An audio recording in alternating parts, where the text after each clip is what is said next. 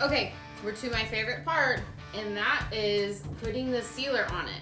And I love using Danish oil. I love putting oil on the raw wood.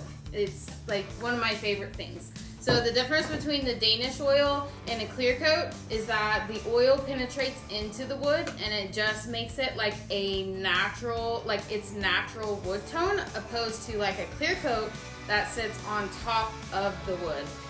And kind of leaves it feeling that plasticky, you know, like that really smooth top coat look. Or feel, not look. Anyway, I have my rag. Yes, I should probably have gloves. I don't have gloves, so we're going with it here.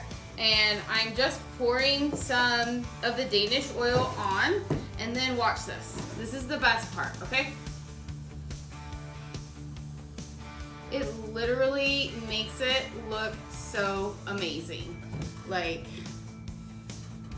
my favorite is watching it turn. Like, look at that. Before and after. It is so satisfying. So I'm just gonna rub this on, and sometimes it might, depending on your wood, it might take a couple of coats.